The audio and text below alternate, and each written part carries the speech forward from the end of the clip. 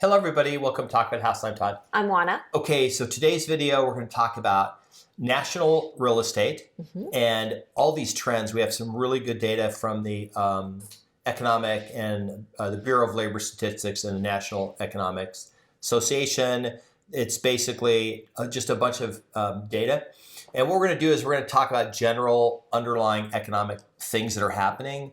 And it's actually pretty exciting because some of this stuff you may not have seen and you may not have realized because there's a lot of hyperbole Yes. that's happening that's not actually true. And I see it in the comments and I see it on other video titles.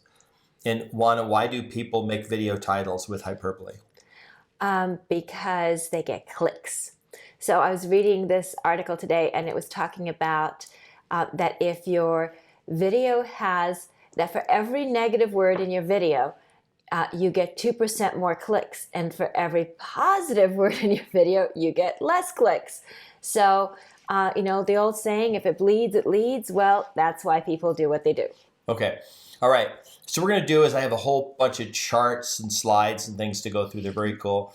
We did not make any of this up. We sourced this from other places. So this is not our data. This is data that we have found and we are sharing with you and we are discussing with you. Okay, so the first misconception is that nobody has the money to go and buy any real estate.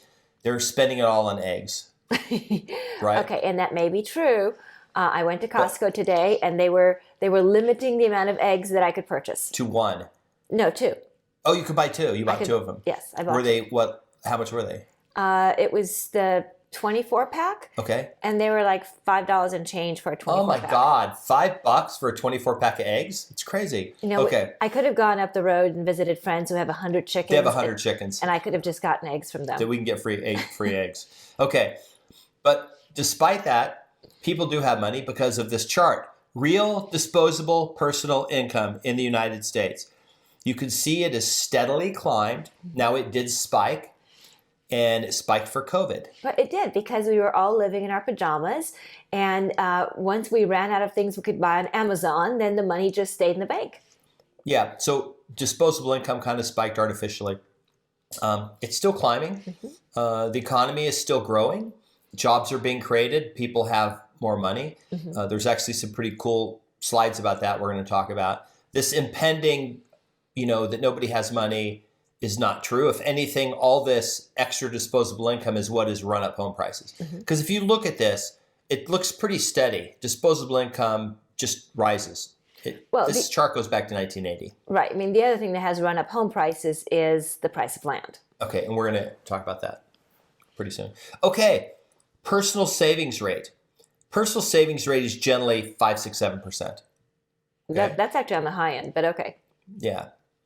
So normally, I'd say 5%. But if you look at this chart, now everyone's focused on, if you watch some of the videos, everyone's focused on that 33.8% number and only that and how it's gone down from there. That's an outlier. What is an outlier? Okay, so the outliers are, the whole COVID craziness, whether it's prices of homes or savings rate or the amount of stuff we can buy from Amazon or spending our entire lives in our pajamas. And then, on the opposite end of that is 2008, 9, 10 with real estate losing value and all the craziness that went on there. So those two are outliers, right? June of 2022. Okay. The 1 month where home prices popped that everybody's like trying to make that the baseline. Right. But the point is that these extremes are the outliers. Everything in between is what real life is. Everything in between are the experiences and the numbers that we can actually use to formulate hypotheses and on which to make decisions, not the outliers. There's no correlation between savings rate and recession, as you see there. 2020 COVID, we had a recession, savings rate shot up to 33.8%. It's 4.7% now. It's climbing. It did get down during 2022 to like 3% and people freaked out. Remember that? if you look at this chart and look all the way at the right, and if you just take off that where it's going up now at 4.7, people were quoting this, and then as soon as it turned around and started rising, they stopped talking about it. Okay. Okay. So that's one thing. Oh, the other one, no one has the money. Households don't have the money to buy real estate. This is a chart of household net worth in the United States. As you can see, it is substantially high and getting higher. Household net worth is definitely closely tied to real estate. Right. Real As I was estate going to say, is part of the reason why it's high and it's getting higher is because of the price of real estate. Because so much real estate is either owned free and clear or with very little debt, that contributes to this picture of the net worth. What's amazing about this is you probably look at this and go, oh, it's just tied to home prices. It's not just, it is partially tied to home prices because that's part of net worth. But what's really driving it is what Juan has said, which is the number of people that are completely reducing mortgage debt. We've got a slide that will absolutely knock your socks off when you realize that how much money people spend as a percentage of their disposable personal income on mortgages. Right. And then the other thing to keep in mind is, we are getting into to that point where people are, our age, a little bit older. We all have a substantial amount in our 401ks, IRAs, and that sort of thing, because when the pensions went away back in the 80s, then, we were all forced to have our own retirement plans, right, to self-fund our plans. So part of that wealth is everybody's retirement plans. We are getting to that point where we have millions and millions of people in that situation where they're at the tail end of their careers and they do have these retirement plans that are self-funded, and that is counted toward that net worth. We did a video last year. We talked about different people in net worth and income groups and where their net worth is. And people always focus on like Elon Musk and Jeff Bezos and Warren Buffett and people like that. And a lot of their money is tied up in like one or two private companies or public companies. It's like a substantial amount of a single company. But there's trillions of dollars. Mm-hmm.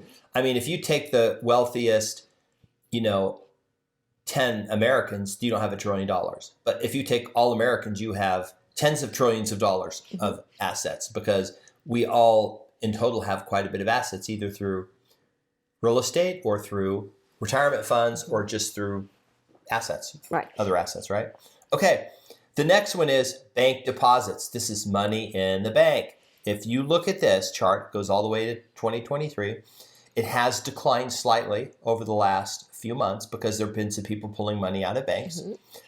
Bank deposits are literally, look at where they were compared to 2019. In 2019, we had about 13 trillion in the bank. We now have 17 trillion in the bank. Mm-hmm. We've added $3 trillion, $4 trillion, $4 trillion in the bank.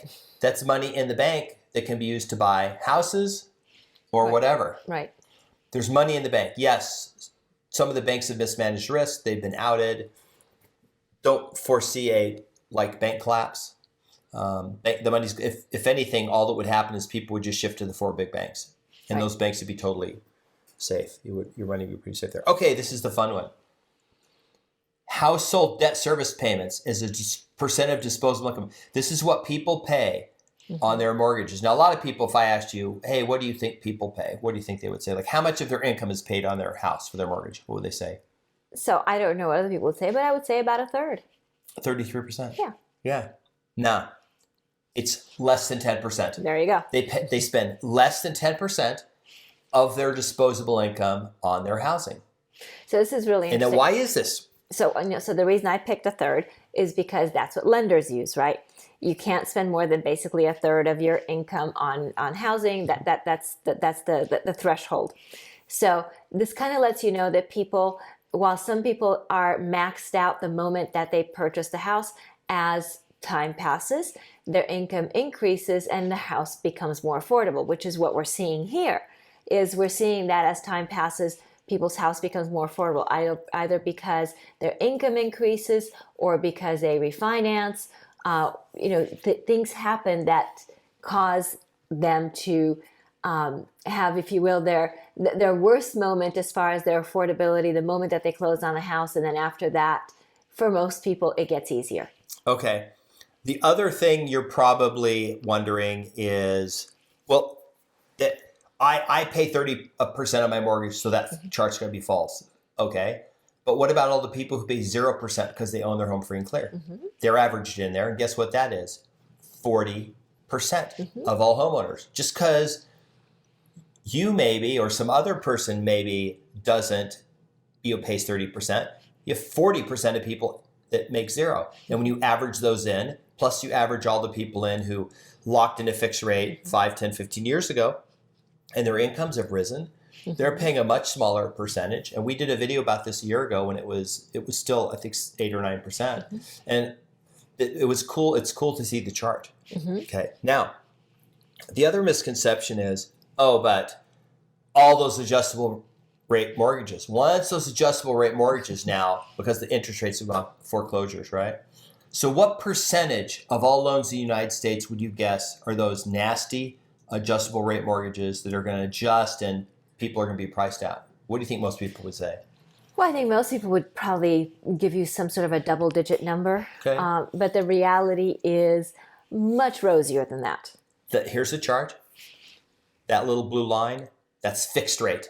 And if you go all the way to the left, back in 5, 6, and 7, there were a lot of people, a substantial number with adjustable rate. Today, 0.5%. Only 1 in every 200 have a adjustable rate. A lot of those are 5 or 7 year ARMs. So people currently who are getting adjustable rate mortgages, if they're doing a 5 or 7 year ARM, have 5 or 7 years before it adjusts. It's fixed for the first 5 or 7 years. Right. So there is like zero chance that the adjustable rate mortgages will crash the housing market or do whatever. Not only that, we also know statistically that only 0.67% of all people who pay their mortgages, not homeowners, people who have mortgage payments, which is only 60% of all houses because 40% are free clear, are behind on payments. Like there's literally nobody behind on payments. There's almost nobody behind on payments, right? Okay. But what about those pesky people that do have payments? What if we could show you a chart of all their interest rates and what they pay? Would that be pretty cool? That would be awesome.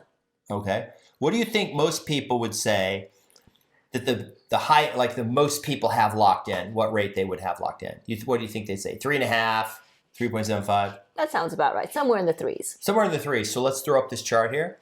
As you can see, that it's under 3%, 15%. Actually, if you look at this, this is another thing that we had where we showed you that 99% of all home mortgage borrow note rates were under 6%, or it was under the prevailing rate which was like 6.6%. But if you look at this, literally almost everyone on this chart's under 5. Yeah. Everyone's under 5. You do have a small number that are over 5, but most of these aren't. Now, this doesn't mean, they're all getting foreclosed. No, that's just their rate. Remember, they could have put 50% down. Right. This includes somebody who literally just bought a house, put 50% down, and said, okay, fine, I'll finance it at 5.3%. That doesn't mean they're getting foreclosed. Their payment is still really low. That's just their current going rate. Right. And remember, interest rate and payment are not the same thing. And people get loans for a variety of reasons. They don't just get loans because they can't pay cash. People get loans for all sorts of reasons. Some, obviously, because they can't pay cash for the whole purchase. Some because they have other things that they'd like to do with their cash. But whatever interest rate they have is what makes sense for them, and whatever payment they have when they close on a loan is a payment that hopefully they're comfortable with and they can afford. Okay.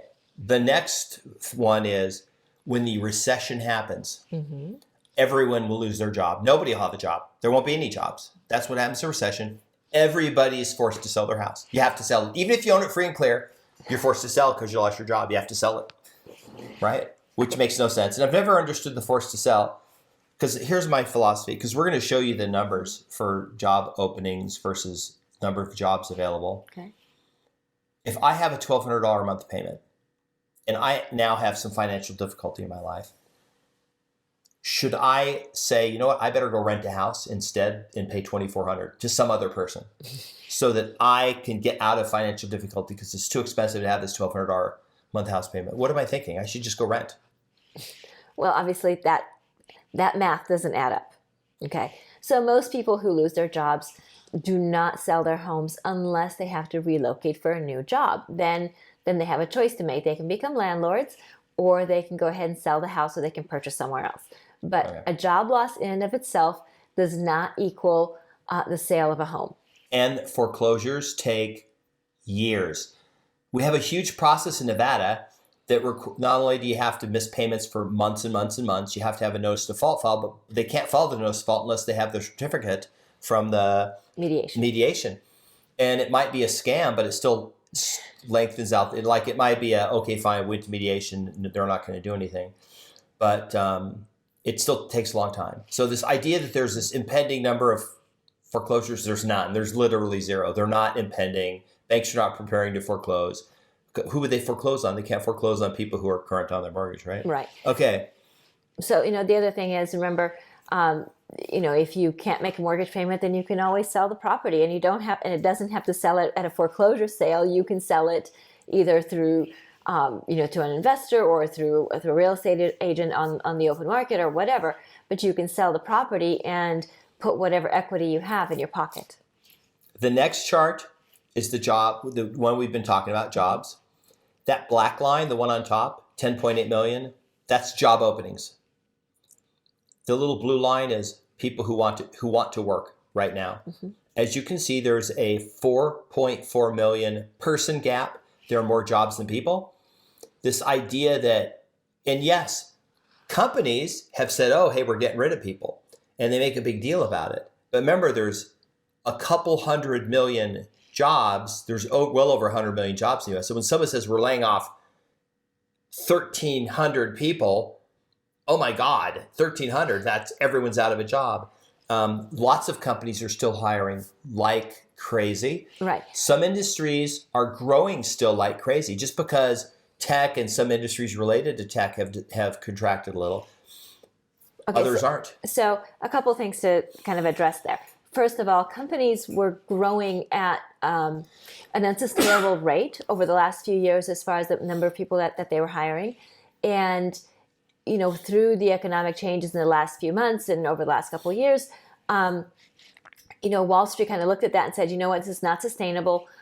You guys need to kind of get religion and slim down a little bit. So what happened was a lot of companies announced layoffs and that sort of thing. The layoffs were partly because these positions were superfluous, but partly to signal Wall Street as far as their fiscal responsibility and increase the stock price. So let's put that where it is.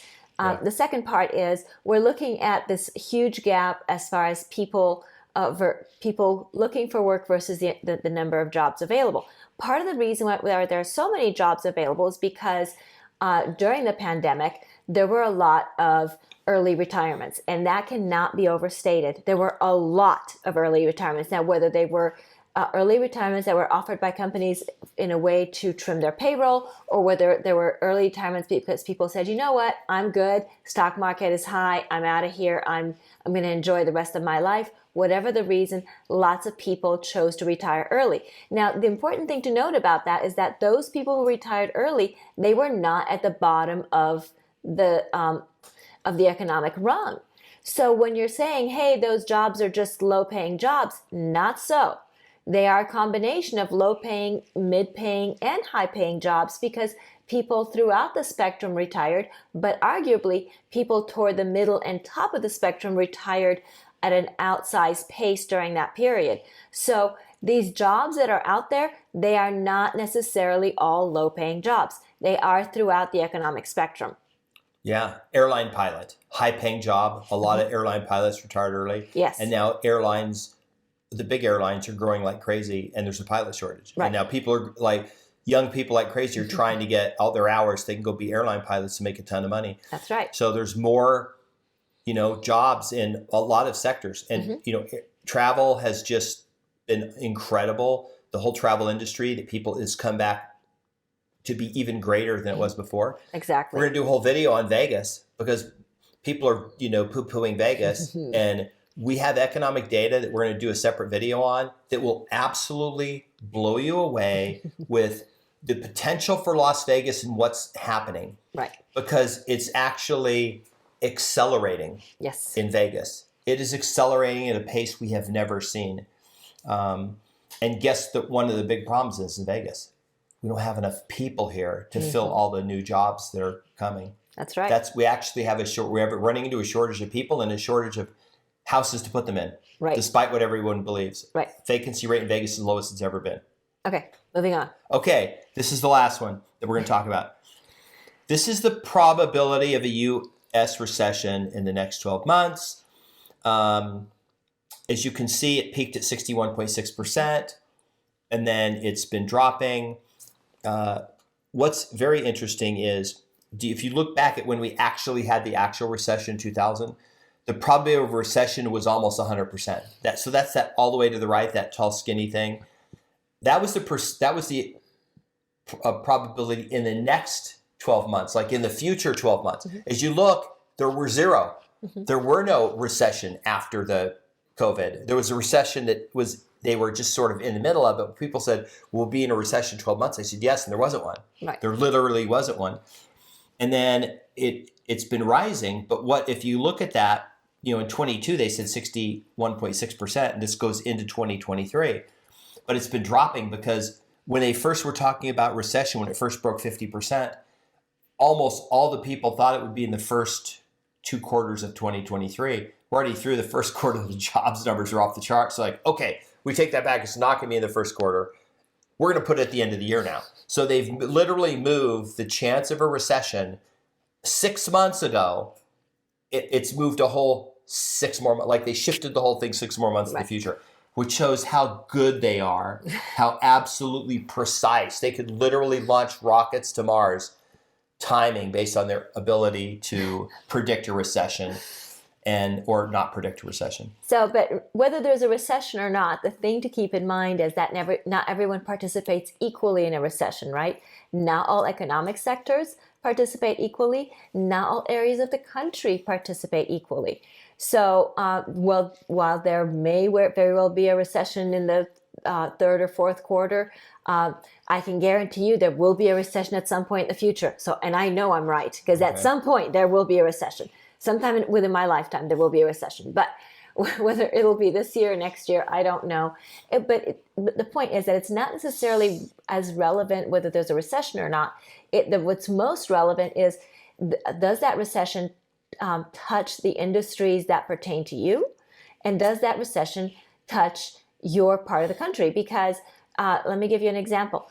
A recession might hit, for example, California hard, but Nevada may be booming during the same time period because of different factors. So just because one part of the country is hit hard doesn't mean that everybody is. So that's really something to keep in mind. So nationally, we might be in a recession, but there will be lots of parts in the country that will actually be booming during the recession. So here's a good example. The recession numbers come from GDP growth. GDP shrinks. That means some industries' output shrink, right? Whatever goods and services, which is what they call it, goods and services. They produce goods and services. They either build something or they sell a service. A good idea of a good would be something like, it could be produce. It could be, food, right? Or it could be gas or something like that. That's a good. Service would be like air travel. You buy a ticket, you go on an airplane, you fly somewhere, right? Or some service you pay for, Netflix subscription, right? Okay, so let's say Netflix and tech and those subscriptions, people stop paying less money. Say, hey, I'm just not going to pay for Netflix or pay for whatever. And their industry shrinks a little. And then they measure all the industries and then they aggregate. They just take all the numbers and they add them together. That's GDP. But if it's minus 0.3%, and you have 2 of those in a row, that's a recession, right? But you could still have industries that are growing at 3, 4, 5% a year. Like air travel could be growing at 3, 4, 5%, which it likely will be, even though other people are not spending money on certain things and those industries shrink. The other thing too that Wanda said was location. Okay, here's a good example. I'm going to name 3 states, and I will bet you right now that in the next recession that we have, if it's within the next year, that if you measured the GDP of these states, not outside the whole economy, they would all be positive. Can I play? I'm going to let you guess the 3 states. Okay. Florida. Florida is one of my states. Okay. It will not have a recession. The state will do great. Okay. Texas. Okay, that's the second one. Texas will likely not have a recession. Texas is kicking butt right now. And I'm going to pick Nevada because we live here. Nevada is actually the third state. We have the economic data we have for Nevada is mind-blowing. We're going to do a separate video on this. You have to subscribe if you want to see that. All recession, and also, it does not mean how everyone will be forced to sell and there's foreclosures and all that stuff. The number of foreclosures we have in Las Vegas are literally the lowest they've ever been. In a normal market, we have about 2% of right now in Las Vegas. It's 2% for short sales and foreclosures. It's all of those, and and actually, what's interesting is, remember, we have the lowest number of sales we've ever had, right? So all the people going, but Todd, the sales are the worst they've ever been, right? But remember, only 2% of that really terrible number so there are none. So if we had a normal number of sales, 2% would be more. But now that we have less, that 2% is even less because it's 2% of sales. So the people poo-pooing how few sales we have, remember that 2% is short sales and foreclosures is of even smaller number. It's even less. It's like it's actually a less number. Right. So you got the national outlook. What do you think? What's your take on it? Where do you live, and how do you think you're going to fare during the looming recession? Let us know. We want to know what's going on with you. If it happens. If it happens, right? Well, when it happens, because When it will. it happens. It will. Yeah. All right. So please like the video, subscribe, hit the notification bell, share the video, leave us a love note, and we'll see you on the next video. Bye. Bye.